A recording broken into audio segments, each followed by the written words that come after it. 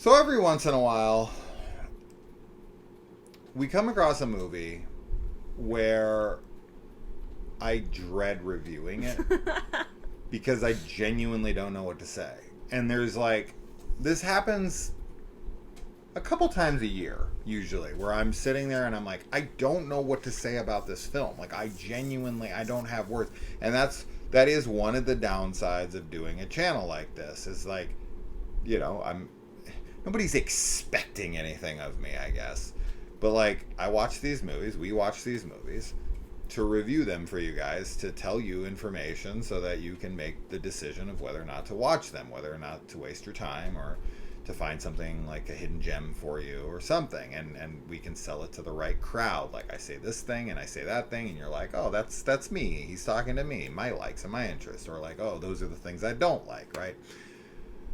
A movie like this comes along and I'm just genuinely like, I don't even know what to feel about it. I don't even really know what I just watched. So how could I possibly recommend this? I'll say this. Do I think this movie has a crowd that would like it? Yes. I think that's true of probably almost every film.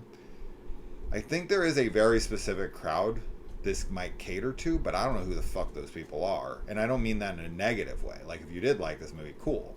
I'm not saying that. I'm saying that, like, I don't know who this would appeal to. I don't know what, like, oh, if you liked this movie, you should check out this one. Like, I don't even know what to compare this to. So, Solvent. Once again, like, I don't know what to say as a plot synopsis that would sell this movie accurately.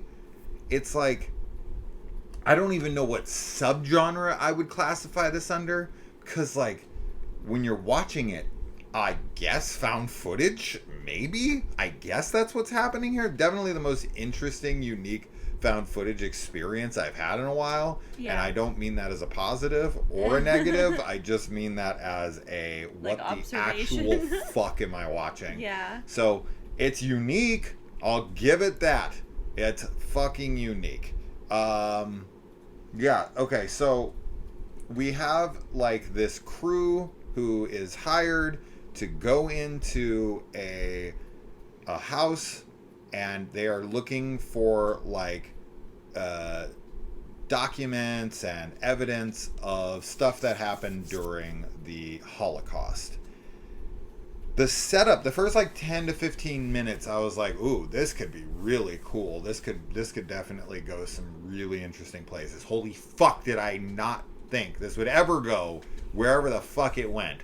Whatever happened in this movie, I still have no idea. You know, okay, so there's another movie that came out this year that was a found footage, mockumentary style movie that was called Project MK Hex. Nothing like this movie exactly, but the one area where it is somewhat similar is that they're throwing so much at you so fucking fast that your brain is trying to process and catch up with the information. Now, at least within MK Hex, everyone was speaking very clear English, and it was a lot easier for us to decipher because of that reason. With this one, there's a lot of kooky accents, and because they're all like, this feels Austrian, like a dubbed movie, right? Like this, yeah. Like if you've ever watched like a really bad dubbed film, that's how this sounds throughout, like really goofy accents.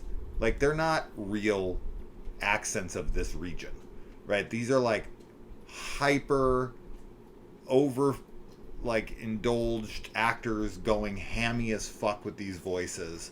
Yeah, I mean, those are their accents, I think. No, but no way. I do also think that it's hammy. No for way. Sure. Maybe it's their accents, but you're right. Okay, if it is their accents, they're just hamming it up on top of their there's accent. There's definitely a comedic element to the film that I do feel is intentional. Yes. And part of it is just in the, like, ludicrous ridiculousness of people's reactions to things, and it's a really, I guess I would maybe say it's kind of like an experimental film in some ways. Yeah, we were, as far as the found footage part goes, like the reason it is found footage because there is like a camera that's like on somebody's head that's being recorded, like our main character. but it sometimes comes across as though you're seeing from his eyes, and there is like a narration, but I think it's supposed to be him speaking, but the audio, like you said, almost sounds like it is dubbed over, so it comes across as like a narrator, and it's a lot of, it feels like inner monologue stuff is what I'm getting at. Like, so it almost felt like it's like genuinely from his perspective, and like we're hearing his thoughts, but it's also supposed to be, I think, that he's speaking out loud, but the line is supposed to be blurred between those things, because interspersed with all of the like head cam footage that we're seeing of him like moving around, you know, in the movie, there's also shots of like just photographs and like really fast edits of different things, surrealist weird stuff that relates to what he's talking about, but in like a chaotic and kind of absurd way. Like you'll get like a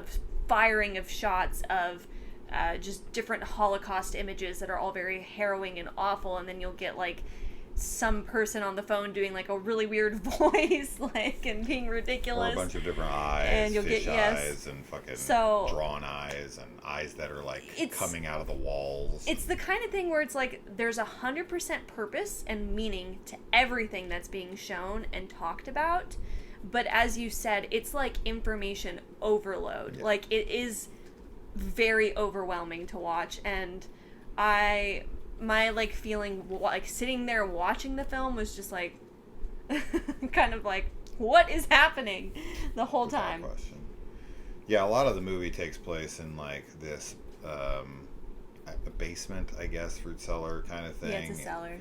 And there's like a pipe in the ground, and this pipe is a large part of the plot, if there's a plot, and his relationship with this pipe and what's down there, and the pipe's like what you find out what's happening, an inch wide, and he's sticking cameras down there and pulling things up out of it, and I mean, there's also, you're gonna get PTSD from the ringtone on his phone that goes off like every 5 minutes and is 10 times louder than the audio in the film for some fucking insane reason. And then there's another character's phone that also plays like death metal randomly, which was like very jarring. The whole movie is jarring. It's a very jarring experience. A very psychedelic movie too. That would be the other word I would use to describe it. Like an abstract, experimental, psychedelic horror movie about a man who's obsessed with like Nazis. Yeah. You also you also have to make peace with seeing this character's dick every 5 minutes for some weird reason, and a lot of like weird shit happening with it at some points, which is fine. I mean, I can see fucking dicks all day. I don't really care about that. That's not the problem. It's just like how it's used. It's just adding to the absurdity. Yeah. Because it gets to a place towards the end where his dick starts to do stuff, and I'm like, what is happening now? The movie, like, what ends up happening for me is very memorable. Very. Like, I'm always going to remember that, and I think that the film is also very memorable, and the ending is insanely memorable and interesting. So, like, while I think I did not really like the movie, as you were kind of saying, like, in the beginning, I do think there's going to be people that, like, fucking love it. Sure. Like, there's going to be but it's hard to recommend it to people because... Those people are on drugs. Yeah. I think if you are someone who does like those types of movies that I was, like super abstract and experimental psychedelic and, like, graphic, then maybe you check it out. Yeah, there's definitely some graphic imagery in here at times. You know, like we said, the first 10 minutes is like a fairly like normal opening, but you just kind of have to. I think maybe if after the first like 30 minutes you're like, what? No, then once he returns to the basement by himself with the pipe coming out of the ground, that's when shit starts to go absolutely sideways. What a bizarre, wild experience this movie is. And the main actor is an actor I'm extremely familiar with. I grew up with this actor from so many movies. I don't think he's ever shown in the film though. It's just his voice, I guess. Yeah. He played a character in a movie called Real Genius called Laszlo Holyfeld, who's like I've grown up with this guy. He's in Napoleon Dynamite. He plays the uncle that's like, I can throw this football over the mountain. He was just recently in the what the fuck the White Lotus. He's a big character in that show. Jonathan Cries? I think Jonathan Cries. I think that's his name. Anyway, that's kind of one of the main reasons I want to check this movie out, is because he's in it. It's found footage. Or is it? I don't fucking know. It's hard to call this found footage, but at the same time, I don't know what else I would call it. So it's found footage. It's a weird found footage film. A very bizarre, because it literally like starts to, as Kaylee said, like it starts to blend found footage with like POV. I know POV sounds like found footage, but I mean literally coming out of his... Why did that one now go out? This one went out the last video, and then this one went out this one. It's because I think I know what that one went out. It doesn't matter. Solvent. We're at the end of this review. We are. Anyway, so. This is such a fucking crazy film. Yeah. I'll say this. I had no fucking idea what was going on, and when it ended, I had less of an idea. I know. I can tell. I know the plot. Like, I can say what happened. I have, like... But, I can do there's certain things, for sure. I can be like, oh, okay, this and this it and reminded this me happened. of Fear and Loathing in Las Vegas. Like, that's kind of what it was reminding me of, too. This feels like a movie that simulates the drug experience for people who have never done drugs. That's what it fucking feels like. It feels like you are in the mind of a madman who's on too many drugs, like you said, Fear and Loathing, where it's like, what the actual fuck? But with Fear and Loathing, I've seen Fear and Loathing a lot. I've seen it many times. And while it is out there and bizarre and whatever, there's nothing hard to follow in Fear and Loathing. It's very straightforward. It's just, a trip. But it's funny as fuck, and I love Fear and Loathing. I used to love it when I was drunk.